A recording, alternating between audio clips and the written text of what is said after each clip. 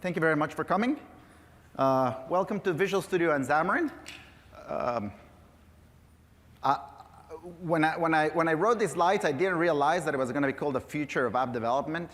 So I feel like it's a little bit like too magnanimous, too pompous to make that claim.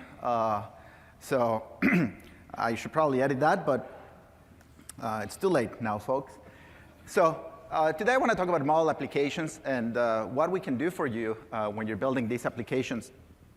And before I was coming here, I was watching some documentary about how mass media grew up in the United States, and and the whole TV industry and the newspaper industry, they grew on the back of reaching people, and they grew on the advertising business. And what is interesting about mobile is that, and at that point, there were a couple of focal points where you would, where people would go to reach users, right? So that's why the press was so important. And now with mobile, you have a way of talking directly to people via their mobile devices and reaching out to them via their mobile devices. Just a couple of interesting data points. 80% of people, of internet users, have a smartphone, right? And 77% of Americans have a smartphone today. So if you're trying to reach a big market, building a mobile application is a pretty good way of doing that. Some of the other statistics that are pretty interesting are that people in the United States, on average, use 10 applications per day. Brazil is the #1 country. Apparently, those guys are up to 12 applications per day. So we got a lot of catch-up to do there, folks. Between Google and Apple, there are 3 billion devices, right? So there's 2 billion for Android, 1 billion of active devices for iOS today. That's just a lot of devices. So this is a big market. And the other thing that was very interesting is last year, Apple reported $11 billion of revenue on the App Store, right? So these are people that purchased either applications or subscriptions or in-app purchases on their App Store. Of those 11 billion, 1 billion was sold between Christmas and New Year's Eve, and New Year's Eve was 300 million, which essentially shows that when you're stuck with your family on New Year's Eve, you naturally go to the App Store. So now, as you embark on a mobile project, I imagine that many of you will get started on your application, and probably is going to be in the shortest project. It's probably going to be a 3-month engagement, right? A small application will probably take you 3 months, and you'll build your app, you'll design your app, you'll test it with customers, you'll roll it out. You have to go through the whole app submission process many times, and if you're lucky, you'll wrap that up in 3 months. If not, you're going to spend a year or maybe years maintaining your app. We have customers that have been maintaining their Xamarin apps for 5 years now. So it's a long process. As we talk to customers and I talk to our users, there's a couple of insights that I wanted to share with you. And like Satya said yesterday, we succeed when you succeed. So we want to make sure that you guys are successful. So I want to talk to you a little bit about some of the challenges that you have with your applications. Today, somebody was telling me, hey, is there just some automatic way that I can take an app and convert it to be a Xamarin app, right? There was a Channel 9 discussion about an hour ago. And I said, no, what you really want to do is you want to make sure that you embrace the native platform. You want to make sure that you have a great application on Android, a great application on iOS, and that you embrace the platform. And one interesting tidbit here is that of people that download your application, in the long term, you only retain 55% of those, right? Now, if your users launch your application at least once in the second week, you'll retain 82% of those users, right? And if you don't, that number drops to 37. So this is the 3-month engagement. This is what the numbers look on a 3-month engagement. And you can see the happy path. If you manage to get your users, right, and there's a source down there. If you manage to get your users to use your application at least once a week, chances are you're going to retain that customer, 90% chance that you're going to retain those customers. But if you mess up your onboarding experience, you're going to end up with 23. So you'll only retain 23% of your users. So you really want to get this right? I mean, the drop-off there is significant, 82 and 37, just from people that try your application on the second week. So what can you do about this? So first off, your app has to be good on day one. You cannot launch a half-assed app. You cannot launch a bad app. You really need to polish that app. So we're going to talk a little bit about that today and what we can do to help you do those things. But the first question that I want to ask you is, does anybody know how to make that number smaller? Right? So we just saw that there's a number of mistakes that you can make along the way that are going to get you into that ugly 23%. So you spent the best years of your life. I mean, some of you look pretty young. Some of you. And you're going to spend your best days of your life, time that you're not spending with family, building this app, and then most people won't care. So the question is, do you know what automatically drops your adoption by 50%? There's one thing that people do that automatically drops their adoption by 50%.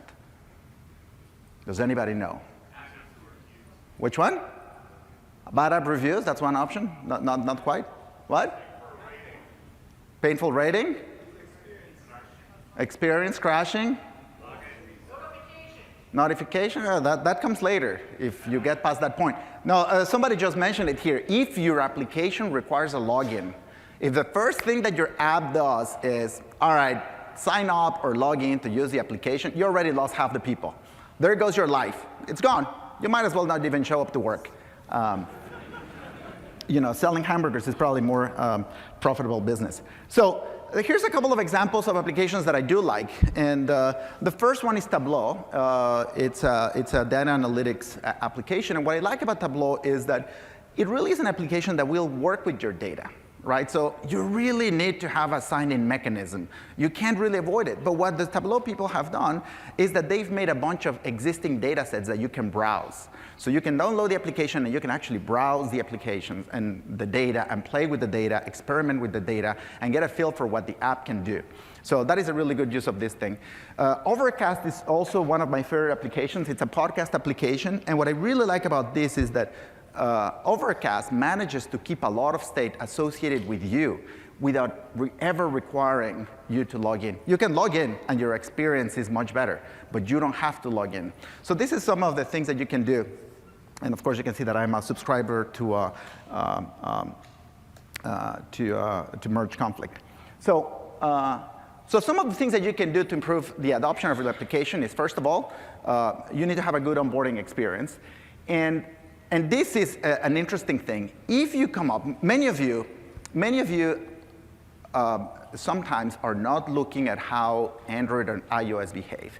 And you're inventing your own UI interaction modes. I'm not going to name names, but I see you in the audience. And kudos for inventing a new UI interaction system. But most people feel very uncomfortable using this thing. So I think that a good rule is that if you're going to ever invent a new interaction system, you should have a walkthrough, right? Do a full walkthrough of how you're going to do that. And that should discourage you the moment that you think, I'm going to have to do a walkthrough and a tutorial. So you should think every time that you're trying to come up with something clever that you're going to have to do a walkthrough and go through all the pain that that's going to involve. So you should really just do what the operating system does.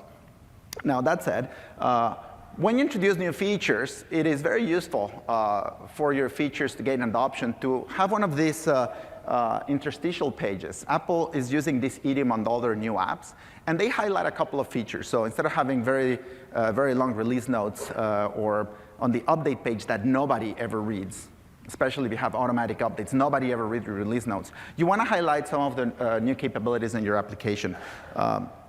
And what is interesting really is, Apple uses this, and a lot of people have copied that. You can see that, for example, Office uses this as well on their desktop applications. These are two very interesting ones. The first one is a Google application that lets you explore the world in 3D. So when you move when you move the phone, that image that you see is a 3D. It's a 3D rendering of the space. So you can look at what kind of experience you're about to enjoy. And the other one is Paper.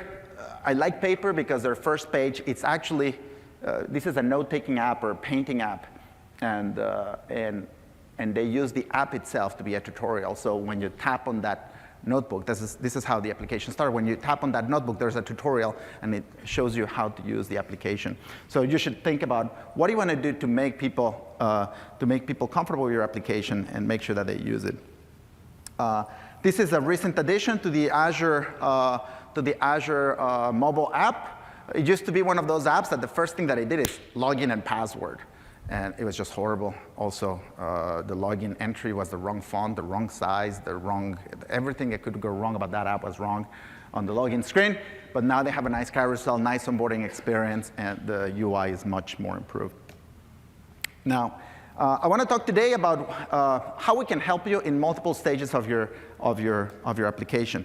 And we're going to start today with design. And I know that that's not what you came for. I know that you came here to talk about properties and C# and events and CLI and C# compiler and things like that. But I think that we need to start here.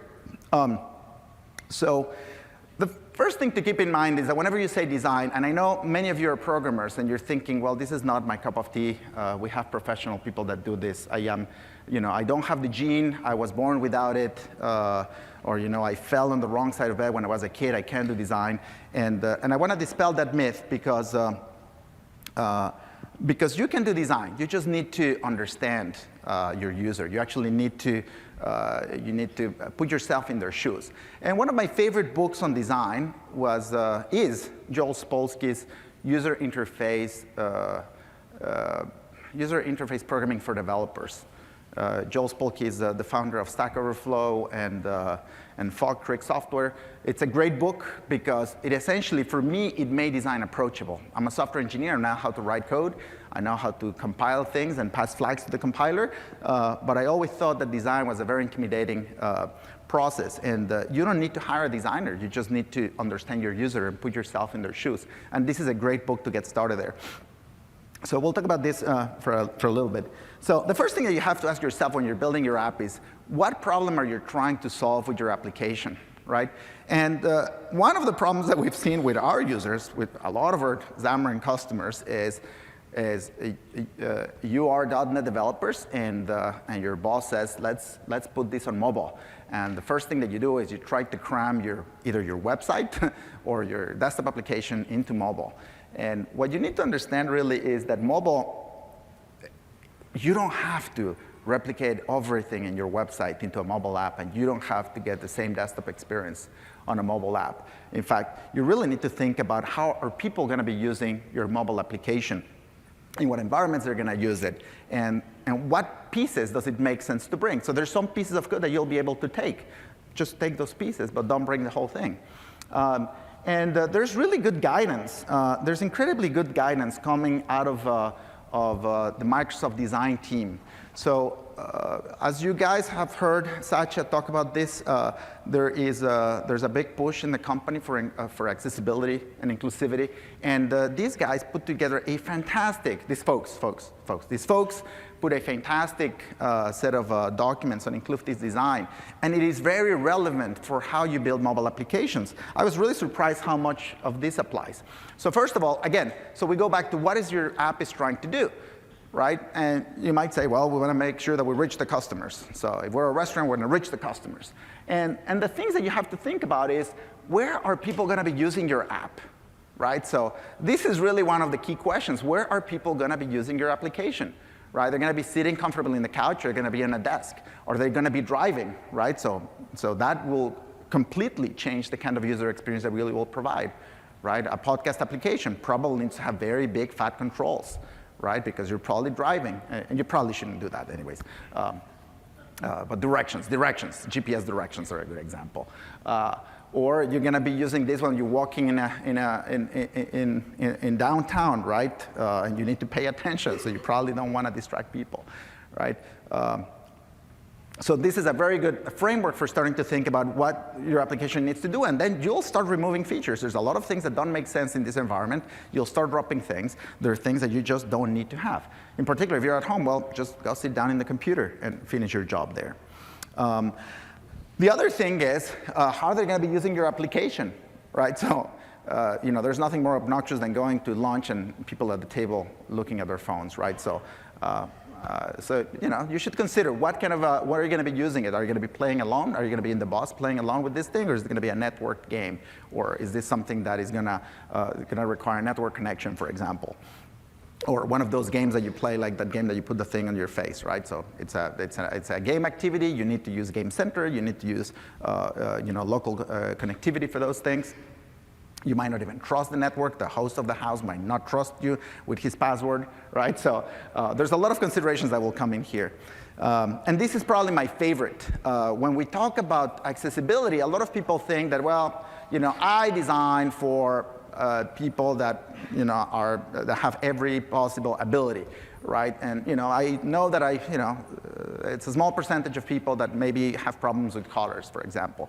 And what I really like about this piece of the Microsoft inclusive design is that when we think about accessibility, we tend to think about the permanent elements. Pierce, I'm going to need your login at some point. So we tend to think about the left column, right? These are disabilities that are permanent, but I really like this framework where you think about temporary disabilities, right? I've broken my arms twice, right? And I couldn't move my arms for 2 months each time I did that. And it changes your view on how you use software. I used voice dictation for months, right? And that's how I wrote code, and that's how I wrote emails, right? It was all voice dictation. Or, I have 3 kids, and when you have to take care of your kid, you don't necessarily have access to all of your things. So things like Alexa or Google are very useful in that scenario. And the same thing happens here, right? Or you're driving, right? Well, then it means that your application will not be usable if you need to look at this thing. So I strongly recommend that you look at these design elements as you build your application, and you look at the Microsoft inclusive design. They have both, they have materials, they have explanations, they have exercises that you should go through as you build your application. And the reason is, you're going to be spending, if you think about it, you're going to be spending a ton of money building this app. You're going to spend $300,000, $400,000 for a small app, just salary-wise. And so you might as well just save yourself some money. And let me tell you how you're going to save some money. Before you write a single line of code, I think that you should be designing this thing on paper. You should take a piece of paper, and you should draw what your user interface looks like, and what the transitions are, and what kind of thing you're going to be building. This is incredibly cheap. You can design this in an afternoon. And getting that design set in place in one afternoon, or maybe even a week, will save you, down the line, a lot of money. There was a quote. I'm going to have to get that quote. There's a beautiful quote about people that don't design and then just launch themselves into coding. Now, you might. One of my favorite tools is, once you do this paper design, I use Adobe's XD software. And what I like about Adobe's XD is that there's a bunch of toolkits. I'll show you a screenshot of this. They have these wireframe toolkits with all kinds of existing idioms that you can borrow from. So one of the things that our community, our .NET community is, and I don't know why it's a .NET thing or a Microsoft thing, but we tend to invent user interfaces suitable for people from a different galaxy and different number of limbs. So this is a good starting point, because you can start building your wireframes based on some professionally built UIs. So Adobe XD comes with these wireframes both for iOS, Android, and a bunch of other things. But the other thing that it lets you do is it lets you prototype the UI very quickly. So you prototype the UI, you prototype the interactions, and then you can publish that URL, and you can send it to somebody else so they can try it on their phone. So you can try this app, and you can see what it feels like. It's all fake. There's no real data, right? But you get a feel for how the application would be used, and you can get immediately feedback before you write a single line of code, and you have to set up the Android SDK, install the Hyper-V emulator, and download the templates and the 10 NuGets, and resolve all these problems, right? So you save a ton of time if you actually plan this ahead of time. And I'll give you an example. The first thing that I wanted to build was, when I first started building iOS applications, was a currency converter and a temperature converter. I'm Mexican, so I speak Celsius. I don't speak whatever that thing they speak here. So I built a terrible user interface. I probably still have it somewhere. It was terrible, and I had no idea what I was doing. But today, you can get a lot of inspiration for what people are doing with very simple information. So this number 27, I collected a few ways of rendering the number 27 Celsius with some of my favorite apps. Those are the apps that I use on my phone. I use a lot of weather apps because I live in Boston. You have no choice. But these are a couple of I don't know what is doing this thing, so let me just switch right here. But these are different ways of representing the same information, and you can see that the Yahoo one is probably one of my favorites. They link the data to Flickr. I don't know what they're going to do now, but they link the data to Flickr, and it's the same information, right? But when I build my app, I was like, okay, I got the temperature. What else should I put? Right? I had a radio button, Fahrenheit and Celsius. Like, what else can you put there? Nothing, right? So the reality is that you can borrow ideas from others. You can think about different designs, and you can explore the space. Now let's talk a little bit about what we can do. So this is the things that we can do for you. But before we get here, I think, yes. So the next section is all about how can Xamarin help you, or how can Visual Studio help you build mobile applications. So not all of you know exactly what we do, so I'm going to take a couple of minutes to explain what we do. So what we do is we took .NET, the .NET runtime, and we made it run on Android and iOS. It's very simple. The concept is very simple. And the benefit of this is that now you can use .NET code to target multiple platforms. And not shown in the slide are other platforms that we support.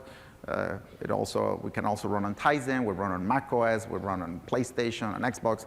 It's not the point. The point is that we essentially will get your code running on every platform out there. And what is nice about this is that you can share the code across the platforms. And now, we have a number of options for you. You can either write targeting the native APIs of each platform. So you will write an iOS UI or an Android-specific UI, or we can give you a write once, run anywhere API. So we'll discuss that a little bit in a second. But the key to Xamarin and .NET is that we make sure that the user interfaces that you build are going to feel native on every platform, so that you're never at a disadvantage, right? So when you use .NET and Visual Studio, you will be able to create user experiences that are indistinguishable from an Android native API or an iOS native API. So this is key for us. And we make sure that we give you access to every API that the native platform has. So we're very proud of our one-to-one mappings to the underlying platform. And this is not just an API mapping. We do an object-oriented mapping. So what that means is that if you create a C# subclass of a native object, right? So let's say that the native platform has a UI view class, right? That's the iOS view. And you create a C# subclass of UI view. As far as the operating system and the environment are concerned, these two are first-class citizens, right? So you can create C# classes and pass them over to iOS APIs and the other way around. We've done this so much that we even allow you to take .NET code and embed it into native iOS APIs, either in Objective-C or Swift. So you can either run your whole app as a .NET app, or you can embed .NET into an existing Swift or Objective-C app or Java app in the Android case. The other thing that we take a lot of pride on, and I'm not going to go into the details here, but we spent a lot of time making sure that we support every API that Android ships and every API that iOS ships. This is great for you, the user. It's miserable for my team that has to work through the summer. You might not know this, but Android P was just released today, so the team is already working on Android P. iOS will have their major next release in a couple of weeks at WWDC. So that means that our summers are typically ruined because we have to work on this nonstop. Then the other thing that is very interesting is that we convert .NET code to LVM bytecode. And for those of you that don't know, LVM is an optimizing compiler that has been under development for the last decade. And it is the native compiler of Apple's platforms. But it's also now universally used. Even Windows uses parts of LVM. And it's probably one of the best code generators in the world. So we use the LVM optimizing compiler to generate code both on iOS and on Android. So if you ignore the safety guarantees of .NET, you'll get code that is as fast using .NET code as the native equivalents are. And I added that caveat because C# adds a little bit of overhead to native code. And the canonical example is when you access an array, we need to check that the array element is between 0 and the number of elements in the array. And if you get outside of bounds, we'll throw an exception. The native platform, instead, when you do that, it just says, yeah, sure, we'll access that data. We'll write data here, left and right, and it will corrupt the state of your application. I don't know what he did, but that looks good. And we also take a lot of pride in making sure that we support all these capabilities of the native operating system on launch date so that you are not left behind. So I'll give you an example of a timeline. Google today is launching Android P. We're going to have previews of the Android P APIs early in the summer, in a couple of weeks. And you'll start to use it. You'll give us some feedback if you really need those capabilities. Like today, they announced slices. So you'll probably start using slices in a couple of weeks. And then we'll improve that thing. So you can start developing your application supporting the new technologies as the beta progresses through the summer, right? So typically, both Apple and Google release their major OS updates in the fall. So you have the whole summer. So in theory, also your summer is ruined. And you get a chance to take advantage of these APIs and hopefully get featured by those stores on launch date. But we have your back. Essentially, that's what you need to know. So now let's talk about so we've done a lot of improvements in all of these areas. So this is a convenient PowerPoint slide. So I really like this design. I didn't have to think too much about this. So let's talk about the different pieces and what we can do for you. So first of all, we have a great team working on this. What I'm going to show, it's a collaboration both of the team that came from Xamarin, the Visual Studio team, the .NET team, and the Windows team. So we have actually a lot of people working on this thing. And as your projects have grown in the last couple of years and you took more NuGet dependencies and you started to consume more libraries and your projects grew from one tiny project to dozens of projects and extensions and watches and all kinds of other junk, the builds got slower and more complicated. So a lot of the work that we've done this year is centered around how we can improve your development experience. So we'll talk about the tooling improvements next. So first off, we wanted to improve the setup experience. And there's a lot of things that we're doing. First off, in the past, we had this hemorrhage of templates on Visual Studio. So to get started, you would pick among multiple nodes, single view, multiple view, shared, not shared, though maybe not shared, Android, maybe multi-platform, iOS, mobile, and then you had to look for the right combination. Now we have a single template. You pick this template. You choose which platforms you want to target, Android, iOS, UWP, which UI stack do you want to choose, and what style of code sharing you want. Some people like share projects like me. That's why it's the default on that screenshot. And some of you like to shoot yourself in the foot, and you like more abstraction, so you use library projects. So we've done that, and the other thing that we're doing is when it comes to getting you up to speed, right now we had we require you to, in the iOS case, to first set up your machine, install all your bits on your machine, then go to the Mac and follow a separate set of instructions, and then connect those two together. So we've decided to make that a lot simpler. So now when you launch Visual Studio, and you configure your Mac, we'll say, hey, there's a Mac over there. You want to use that Mac? And it's like, sure. You'll type in your credentials. You log into the Mac. It will validate if you have the right Xcode. If you don't have the right Xcode, we'll download that Xcode. We'll get the license. You'll agree to the license. We'll configure Xcode to actually have the tooling installed, and you'll be off to the races. So we think that this is going to improve the workflow for a lot of you. Oh, and in fact, I have a little video. I don't think I'm going to let it continue because it's a long video and it shows every single bit of the provisioning experience. But you can download the slides and the video will be there. Then the other thing that we've done is Google recently removed the Android device manager from the Android SDK. So if you updated to a recent version of the Android SDK, you could no longer do this work. You had to switch to Android Studio, configure your devices there, go back to Visual Studio. It was a little bit confusing. Some people couldn't find it. So we built a new Android device manager. So you can do everything now from Visual Studio. We have both editions for Mac and Windows. The other thing that they did is they removed the SDK manager. And that was a curse and a blessing. First, a curse because all of you were confused. You didn't know where to go. It was messy. The blessing is that this gave us a chance to actually curate the feeds so that we make sure that the right packages are available at the right time for you. So we integrate both this on Android and on Mac and Windows.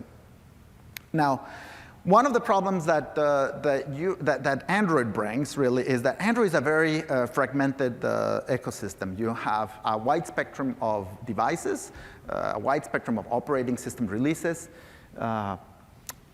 different teams and different projects even choose different targets. So for example, one team might say, I need to run on very old devices. So you need to support Android Lollipop, right? And another team wants to be on the edge, so they're OK taking a dependency on Android Marshmallow, right? So just going back and forth and setting up all the dependencies has historically been one of the most frustrating pieces of dealing with Xamarin. I heard this. I hear it almost every day. You guys complain constantly. So it's not, it's not the fanciest work in terms of compiler design or language design, but we had to fix it. So we had to do something about it. And also, when you go to GitHub and you download a sample, chances are that sample is not using the right version of Android, right? It's using some random version of Android. It's going to be different from what you have. And it was our fault. It's not what is it? Anyways, it was our fault, and you had to go through a very painful experience. So we implemented the automatic SDK management. So now whenever you open an Android solution that somebody else built, we will go and provision the right Android SDK for you.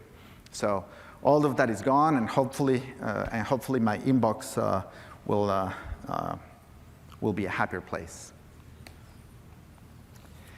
Then I wanted to show you this, but I have a little problem right now, so I'm not going to do that. But one of the things, one of the collaborations that we had with the Visual Studio team is, it turns out the XAML editor in Visual Studio was designed for UWP and WPF. And it was very tough for us to hook into that thing. So we had to build a separate XAML designer. So historically, when you use Visual Studio, you had really two XAML designers, the one for WPF and UWP, and the one that was built just for Xamarin Forms.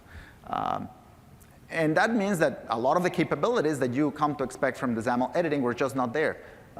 They were just not available.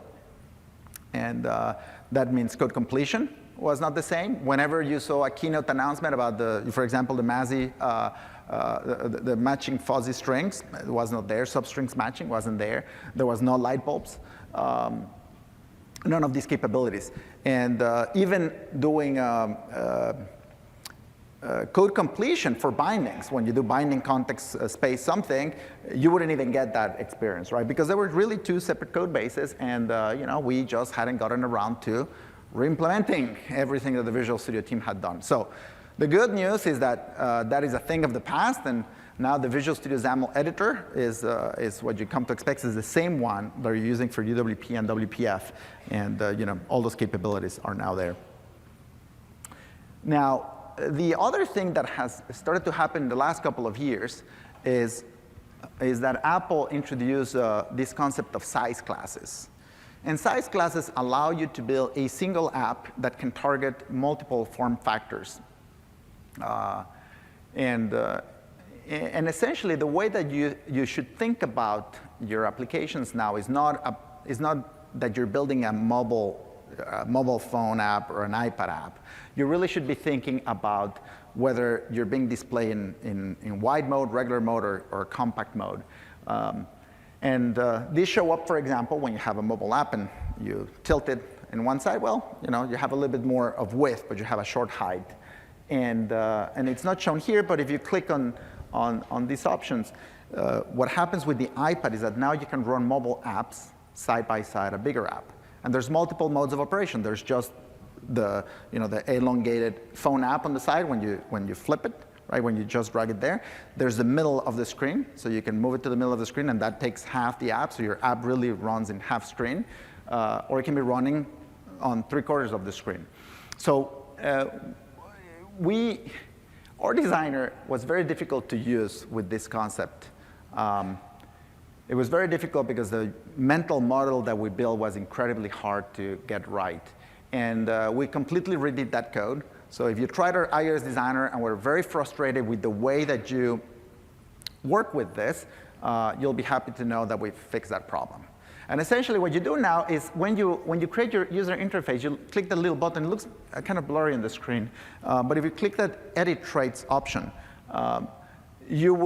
you get to choose which model of the iPhone you want to edit. So any changes that you do to the UI will just apply to that particular configuration. So you can say this button, let's say that you have a wide iPad display. So in that configuration, you'll add more buttons, for example, right? And when you go out of the edit trait mode, it will just remove those buttons, right? So it automatically takes care of changing any properties, any UI elements based on the size classes. And that is how you're supposed to be building applications for iOS.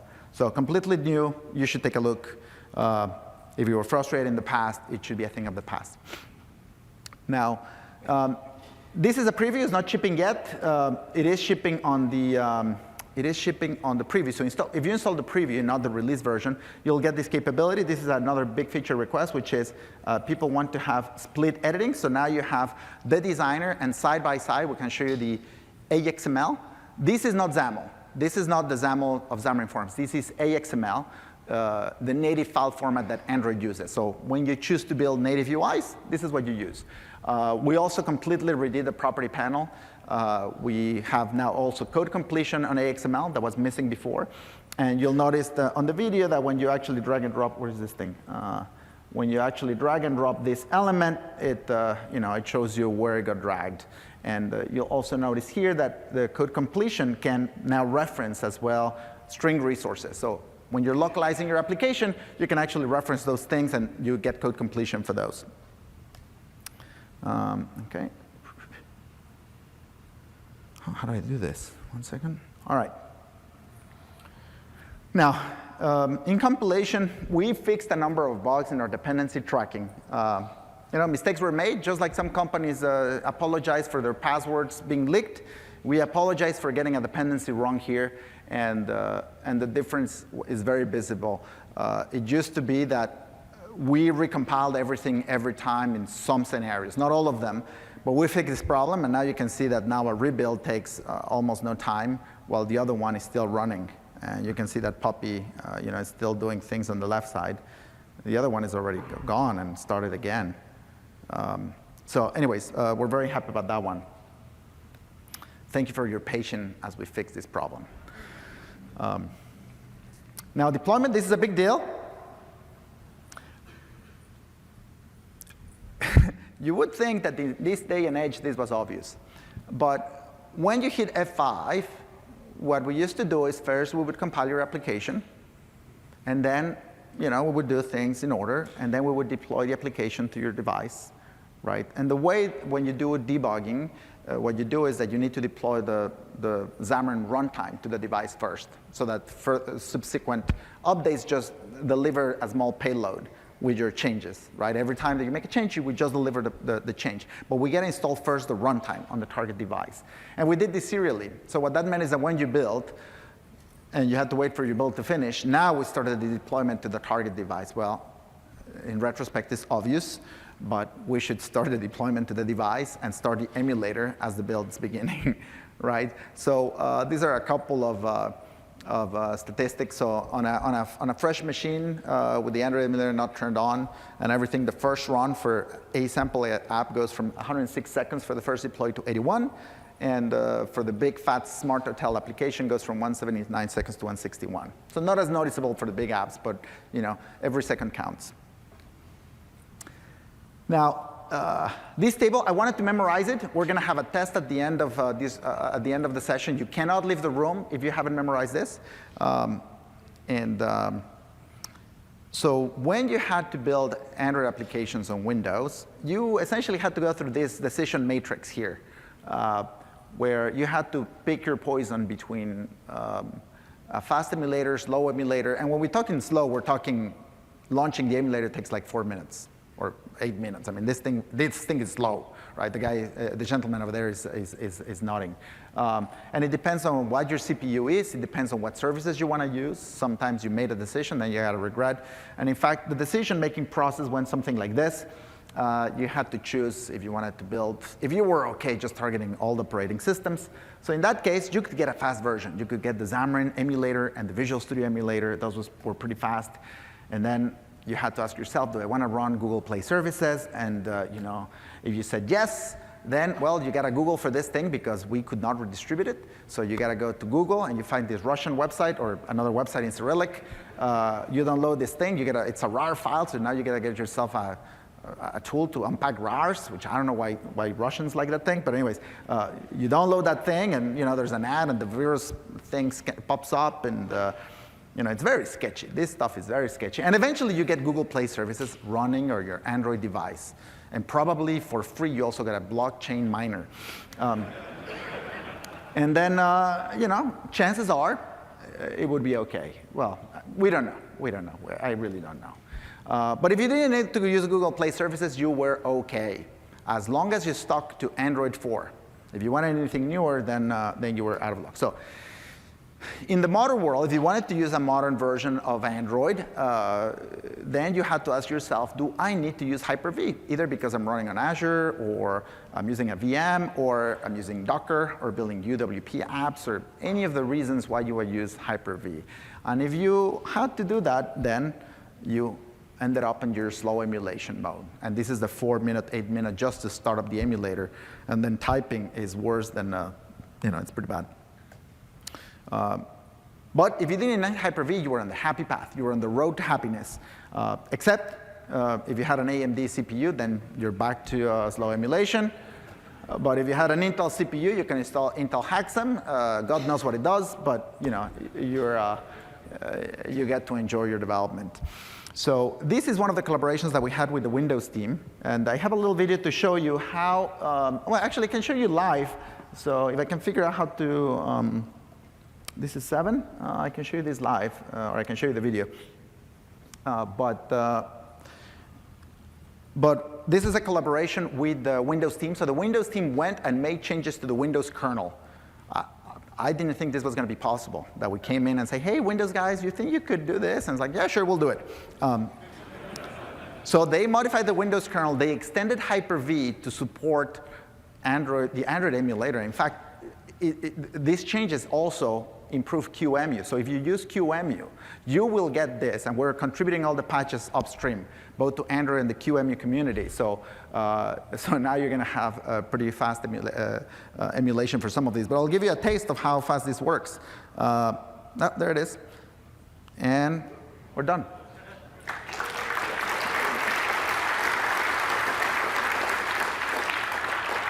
And on Visual Studio, the experience should be, again, this is not my machine. Piers was very kind to give it, to let me use his machine. I was just going to go with, for the video. But so what do I need to do here? OK, so there you have it. That compiled, that deployed the runtime, and it's running it.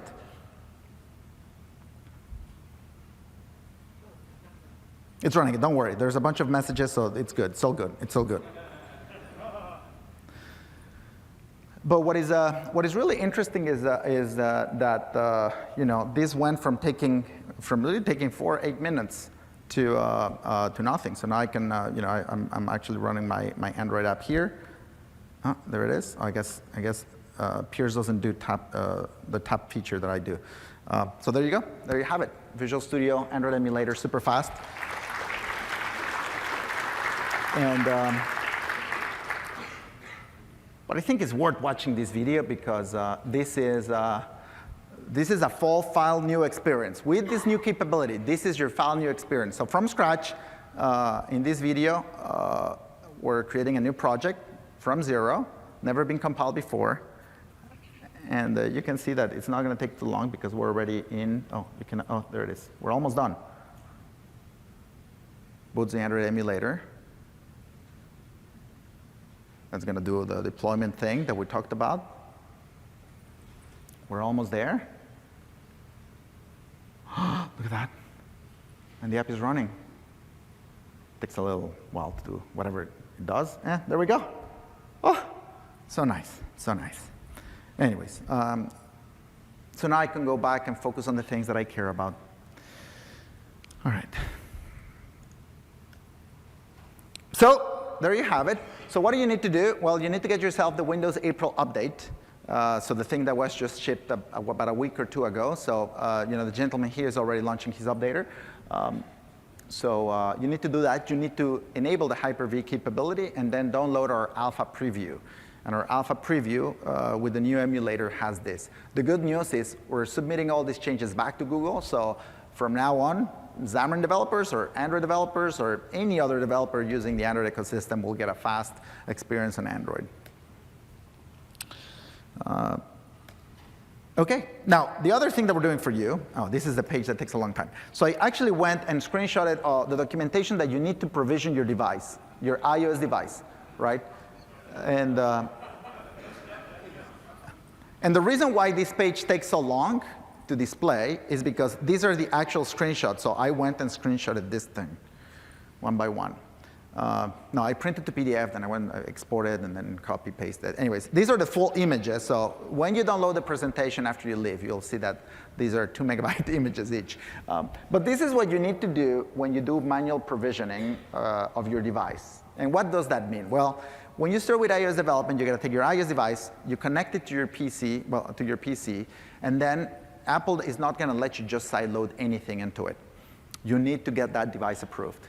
So for that, we're going to do a couple of things. First, you need to submit a certificate signing request.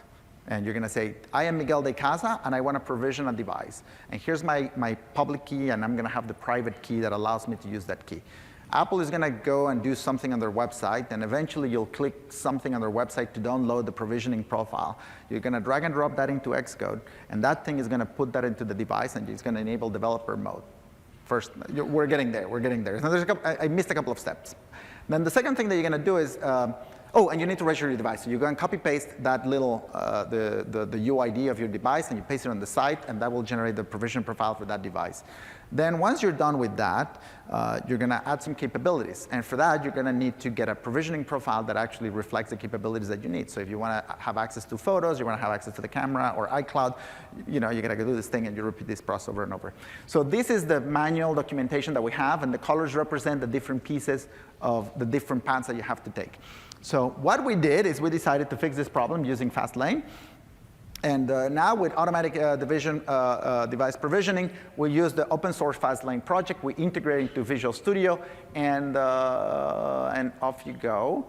And this takes care of everything. So what you do is you connect your device, and in fact, we'll tell you, hey, it seems like you just plugged an iOS device into your machine. Would you like some fries with that? And we take it from there. So right now, it already got all your credentials. It got everything, and your device is provisioned. And off you go. And when you add capabilities and you add here's what it's doing is we're going through the process of saying, I'm going to create an app for me or my organization. These are the capabilities that I need, but it does everything for you. This process, the first time that I did it, when Apple first launched the iOS program, took me about 2 or 3 days. And part of the reason is because you got these error messages that were undocumented, were ungoogleable. Remember, they were under NDA, and you could not figure out what was wrong. So now these 3 days of provisioning, eventually I mastered it down to like 3 hours. And so I really dreaded getting a new iPhone device because there were going to be 3 hours of this nonsense. And now it's done. Now it's all done. Now we provision your device in, I think, less than a minute, that we handle everything for you. So very happy about that.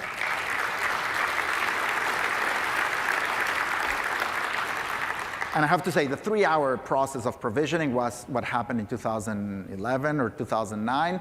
I think that by now, I got it nailed down to like 30 minutes. So in 30 minutes, I could do the whole thing on a new machine. So now we went from 30 minutes to seconds. Well, 1 minute. All right, let's talk about the debugging and running. One of the things that we've done with this past release is that now the Apple simulators, or remote Apple simulators, are available for everyone. They used to be only available for enterprise customers. Now they're available for everybody on the face of the earth. You should applaud. Oh, never mind. Don't do it. Don't do it. Don't do it. So they're available for everybody, and now you can run your simulator directly from Visual Studio. The other thing that we just added is wireless deployment. So once you provision your device for the first time and you pair it, you no longer have to connect it. We'll deploy your apps wirelessly. We'll debug wirelessly. So you don't have to be tethered anymore. Yeah. Very good, very good. All right. Now, one of the problems that we have is that one of the ways that you lose your customers right now is if your application is too slow or your users have to wait too long. And what happens is, in some cases, your application will be killed. So if your application is inactive, the operating system will kill it, and it's going to have to do the whole process again. That's one thing. The other one is some of your applications might be very slow. So if you multitask, OS will kill it. If you reboot the machine, OS will kill it. If the operating system needs some memory, the OS will kill it. And your users typically want to use your app for maybe 60 seconds. If you're lucky, you'll get 10 minutes. But they're standing in line waiting for the bus. They want to launch the app. And if your app is slow, you've lost them. So I just want to do a quick poll. If you purchased a new Android or iOS device in the last 2 years, can you please raise your hand? Wow, a lot of 1%ers. All right. So so these are the results from Geekbench. Geekbench essentially shows you the kind of device, the performance of your devices. So raise your hand if you have an iPhone 8 or an iPhone X. All right, so you guys have the fastest devices around, and the iPhone X is as fast as one of the Mac of the desktop Mac computers. Laptops. So the problem is that all of you that raise your hand, you're essentially this group of people, right? That's you. And I removed a lot of entries here, so this is not the full list. I actually trimmed down a lot of numbers, but you're essentially in that group. And when you debug your applications, and when you debug and test and iterate and create your beautiful experiences, that is what's happening. And the problem is that your users are at the bottom, right? And the problem with this chart in particular is that some of the bug reports, the one that I'm going to show you in a second, it's a device that is not even listed here because it's even slower than that, right? So it's not even listed. I couldn't even get the number for that device because it's so bad. So the problem that you have is that you folks are testing your software in an iPhone X or a Pixel, and your users, that's not what they have, and their experience is miserable. So we do need to fix that. So in this particular case, somebody came to me and said, hey, Xamarin is incredibly slow. What is wrong with you guys? And I said, oh, well, what's happening? So we talked, and he said, in fact, they have this application that takes 12 seconds to start up. Like, oh my goodness, what is going on? This is really bad. My Pixel, I run your app, this is like, it's instantaneous. What are you doing? Maybe there's a network issue. And he sent me a picture of the device. So let's talk about that. I was asked to not put brand. Ooh, well, there's a brand there. Anyways, this is an old device. This is an old device. It was introduced in 2011. It's a Samsung Young. It's a 1 GHz CPU. is not a 64-bit 1 gigahertz CPU. It doesn't have a lot of cache. It's not even a very fast device. Look at the download speed on that thing. And the problem when we investigated was that the particular application that was taking 12 seconds, I said, what are you doing on the start? I said, can you give me the source code? I can't give you the source code. It's proprietary information. Can't do that. Can't do. I can't do that. All right. Well, the customer won't give it to us. So I downloaded the app, and I run the profiler on it. And I discovered that the first thing that the application said, is your app doing anything? It's like, no, I just opened a file. I'm like, well, no, opening a file is a microsecond thing. I mean, that thing is, you barely notice this. So I looked at it, but what he was doing was he was opening a file and loading a massive JSON file, which of course triggers JIT compilation and Newtonsoft and deserialization and loads all kinds of junk, right? It's like, but what is this thing doing? Why are you loading these megabytes of junk at startup? It's like, oh, it's our localization thing. So they have this huge JSON file with localization to all of the languages that they support. And the entire app is localized with this very creative JSON thing. I hope you're not in the audience. But the first thing that they did is Android and iOS have native libraries to do localization. They're very efficient. They're incredibly fast. It's an optimized database, a binary file format that can do this on demand, doesn't need to load all the junk in memory, nor spend the memory. So the app A was using tons of memory, and B was killing the startup. So you really need to think about, when you're building these mobile applications, I know that is very tempting. I mean, folks, I have an iMac Pro on my desk. It's amazing. I can even run Slack on that thing. And the problem is that when you build this software, your users are on the other end of the spectrum, right? So, and in fact, I can run multiple Slack rooms. So here's my guidance. So first off, use the profiler. And we're introducing a couple of things for you. First, the profiler was very, very heavy for some of these things. I understand why some of you might not have profiled your application. The data that it generated was too much. And in a device like this, it was very difficult to get the data out. So we implemented this new thing called light allocations mode. So it generates a lot less information. I'll give you an example. When we tried to profile Visual Studio for Mac using the profiler, we could only profile Visual Studio for Mac for about 30 seconds before we ran out of memory on a 64 gigabyte Mac. So with this thing, we can run Visual Studio for Mac for about 4 hours and not notice the problem, right? So this generates very little data, and it still gives you actionable data about this. So you should take a look at our new light allocations mode. The other thing that we introduced is we introduced snapshot comparison. We used to have it, but now you can have multiple snapshots, and you can actually track down where you're retaining the objects and where you're creating strong cycles or keeping memory data in memory. And the nice thing about the snapshots is, like, you can snapshot on different stages of your app. So you can say, well, here I log in, here I look at the card, here I added the item, here I removed my thing. And now you can compare which objects were created between those two, so you can identify exactly what you messed up. So all of this is new, and we just released it yesterday as well. So the bottom line is, what can you do? Well, these are some hints of what you should be doing. First of all, you need to profile your applications. There's no excuse for that. The second thing is, a lot of you are just using the most convenient mode, and you're still shipping without LVM optimizations on. It takes longer to compile. In particular, on Android and iOS, these can add 2 or 3 minutes to your build for a large app. But for your release builds, you do need to use LVM.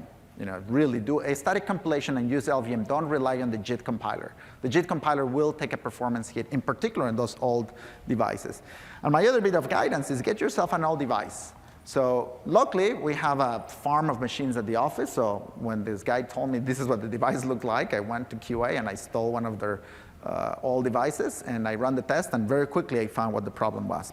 So do yourself a favor, go to eBay and buy one of those old 2011 devices. The other thing that you should do, and this is very cheap, you don't need to go to eBay and you don't need to denigrate yourself. You can use on the Mac this tool called the Network Link Conditioner. And what it does is that it's a firewall filter rule that essentially will drop a lot of packets and will simulate different network conditions. So people using edge networks, 3G networks, a terrible network, a Wi-Fi at an airport, right? So you have all these profiles here.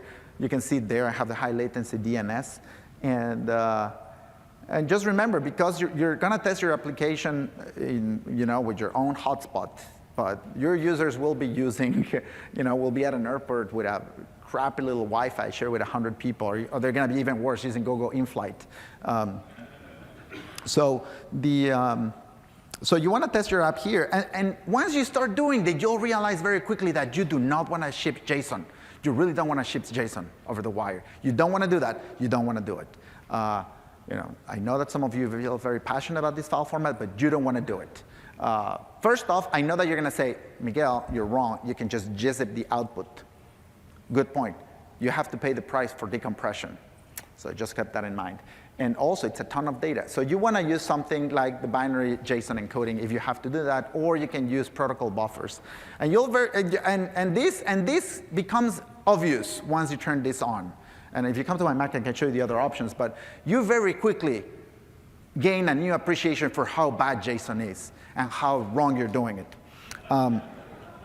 The other thing that people do very wrong, and we're trying to help here, is there's a whole revolution for using REST APIs. And people love the REST APIs. And part of the problem with the REST APIs is that usually when you're trying to do a screen full of content, you end up, you start with one REST API, and as you add features, and management comes like, could we add a little thing here that shows the total balance? It's like, yeah, sure, we'll do it. Another REST API call. And you add REST API call after another, and next thing you know, you're doing 10, 12, 40, 50 REST API calls to get your data. And so there's something, I'll talk about some of the things that we're doing in that space in a second. But what you want to do is, you don't want to do this. You want to do one request. Remember, you got to simulate what this is going to be like for real people in the world. So we'll come back to that in a second. Now, let me talk a little bit about what we're doing in the platform. First, with iOS, we used to have a full static startup. And over time, as Apple introduced new capabilities into the platform, we kept adding dynamic capabilities. So we went to a dynamic route. And what that means is that at startup, we had to pay a price to do some introspection. And I don't get into the detail, but essentially, we spent a lot of time allocating objects and doing a reflection internally, and this burned a lot of time. So I'll give you an example. So one thing that we've done is that we've actually invested into completely killing that dynamic capability, and now it's all statically compiled. So there is no more dynamic code. Every single object and every single property and every single protocol is registered at startup so that we never pay this price. And this, in particular, is very helpful for Visual Studio for Mac. It reduced the startup time from 11 seconds to 7 seconds. So, and this is what happens on my desktop computer. Imagine what it does. OK, it was a large app, but imagine what it does for a mobile device. Now, what is interesting here, so you'll see here, this is the memory usage caused by the startup thing. So our improvement in this release, the one that was released yesterday, is for an iOS application is 34%. And more importantly, for extensions. A lot of you are building extensions for the sake of surfacing your app in different contexts, so not just launching the app, but like when you want to share something, or you want to edit a picture, or any of those things. And extensions actually run with a more limited amount of memory. The amount is not documented. We have some anecdotes of how big that number is, but Apple does not document that size. So bringing that size down was very important. And what we like is that now we got that number to be the same as Swift. So we're on the same ballpark. We're not spending more memory than Swift would do. So that's very good. So you should go and recompile your applications today with full static. I am running a little bit short of time, so I'm not going to go through the entire mechanics of the iOS weak attribute. But I just want to say that there's a pattern. There's a pattern that iOS developers follow when you have a view and a delegate. When you have a relationship between container and containee, where the container points to the containee and the containee points to the container. And usually with .NET, this is never a problem. We have a garbage collector. It can get rid of both.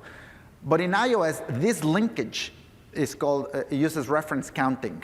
And once you introduce reference counting, this cycle becomes a strong cycle, and it's not possible to remove it without help. We handle almost everything except this scenario. And we spent years trying to solve this scenario, and we couldn't come with a scenario, a way of fixing it. So we ended up, you'll get the slides to get all the data, but we ended up, the way that you fix it is you introduce this ugly syntax, weak reference of T. And then every time you consume it, you need to use this ugly thing where you have to call try get value, and then you can use the value. So we introduced this new change into the platform where you just put the weak attribute. So the containee, when you point back to your parent, the rule is very simple. If you're pointing back to a container, you put the weak attribute, and you're done. Done. That's it. So that's how you fix your leak. Thank you, thank you. And this is only an issue for iOS native APIs. It's not an issue for forms. It's only a problem for iOS native development. And in fact, if you read any Swift tutorial, this is exactly what they tell you to do. So whenever you look at a Swift tutorial and they say put the @weak on a property, that's the same rule that you need to put here, except you use brackets. Now, Xamarin Forms is I'm going to talk a little bit about Xamarin Forms, is our open source stack for building cross-platform applications, write once, run anywhere. We support all those 4 platforms, iOS, Android, Windows, and Mac. And if you want to, we just released this version yesterday, 3.0. If you want to hear more about this, we have a lot of other things. These are the top features in 3.0, but there's a lot more where this came from. You should go to the session later today with David Ordinow. We've introduced a couple of capabilities. Flex layout, it's something that we borrow from the web. CSS, because it makes flex layout just work so much better. Visual Stick Manager, and David has great demos about this. And finally, support for our friends that speak Hebrew and Arabic, and we support right to left languages, and also Farsi.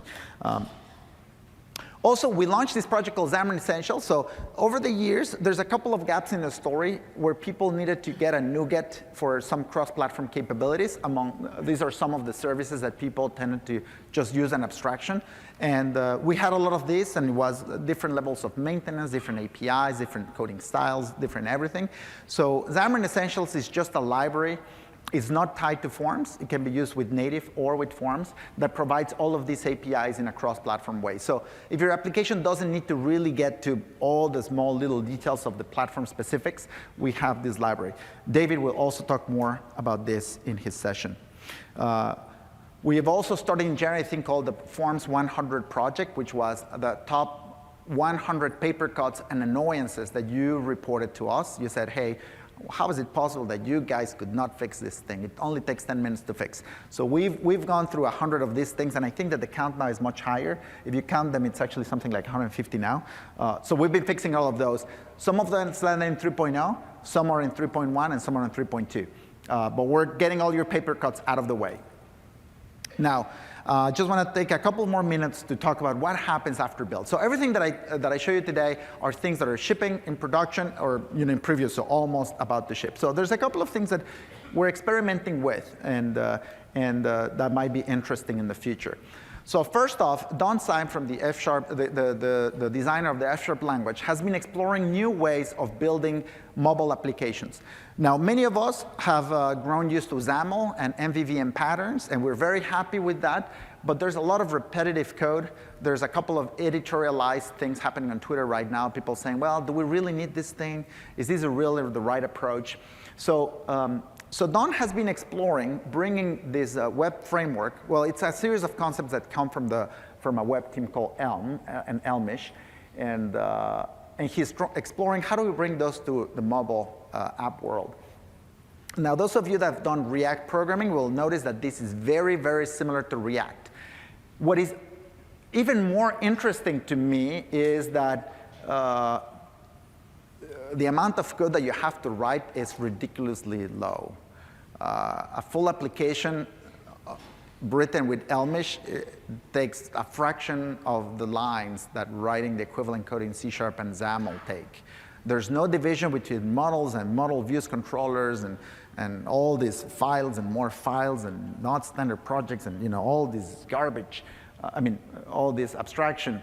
And so it's a really elegant model. There's a URL there that you can click. And this, like I said, is the designer of the F# language. And this is just the simplest program that I could get on a slide without that you guys could still read, folks could still read. But he has bound the entire Xamarin Forms API.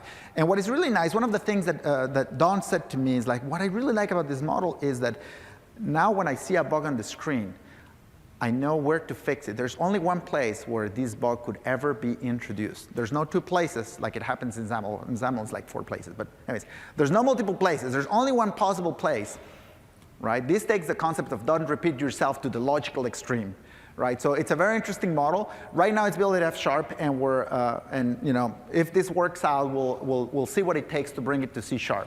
And right now, this relies very heavily, I don't know if you noticed this, on the type message on the top. And the reason why you care about this particular one, and there's a new line missing there, is because this is a discriminated union. And you don't see it here, but with discriminated unions, you can have a payload of extra data for the messages. So in this sample, you don't need it, but for bigger samples, you would. And this is just obnoxious to do in C# today. So we're hoping that we'll get some of this work in C# so we can have a super smooth experience also in C#. Then the other thing that happened is once we open source Xamarin Forms, people did all kinds of crazy things. So first, they took Xamarin Forms to WPF. They put it, they put it on Tizen. They built a Linux backend. So now you can use Xamarin Forms to essentially target anything.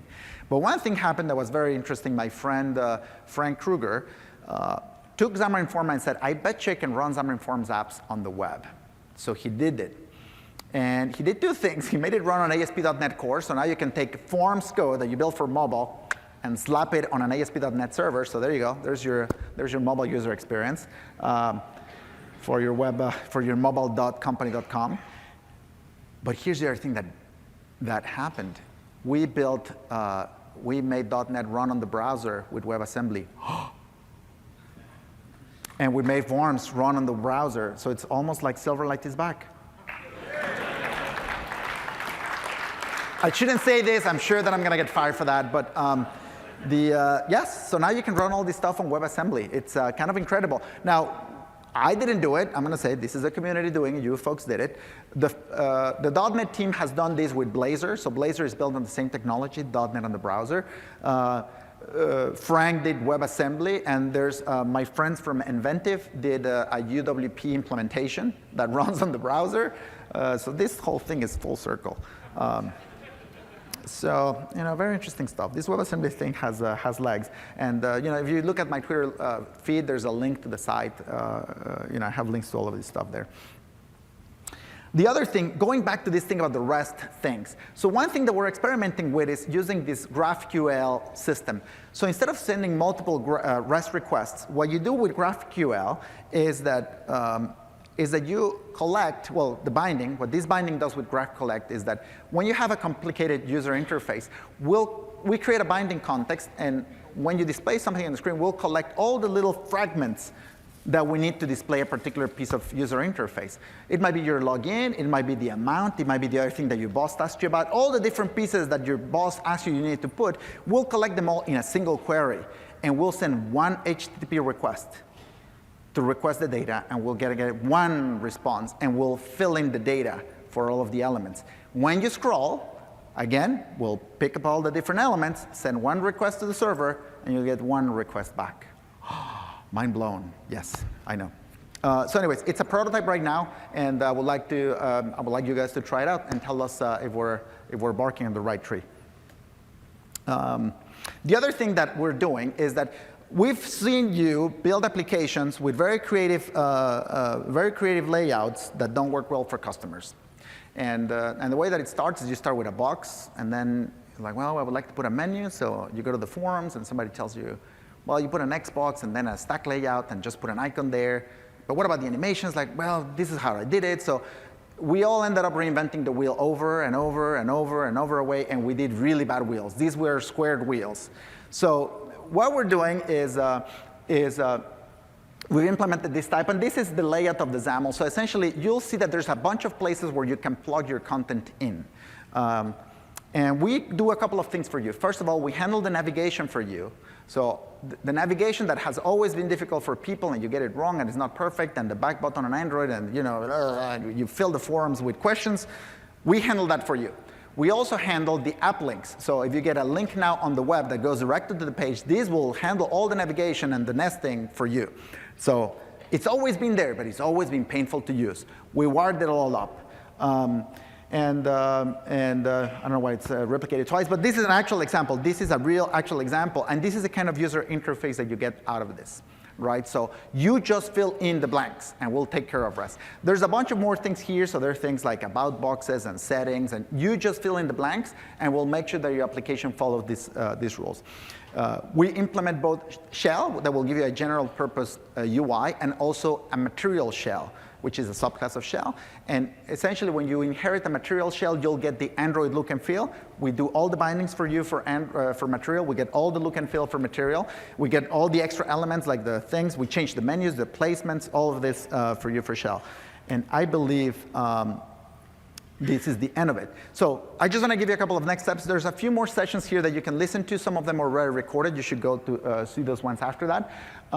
But my recommendation for all of you is that, like the Karate Kid, if you for the older audience among here in the audience, the lesson from the Karate Kid is really you need to wax on, wax off all day.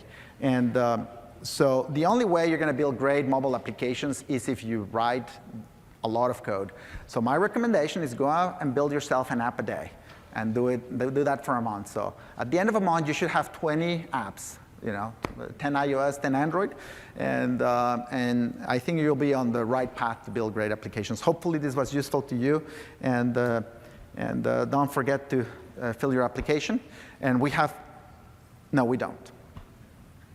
Oh, we're already passed. So no questions. I'll see you outside. Thank you very much.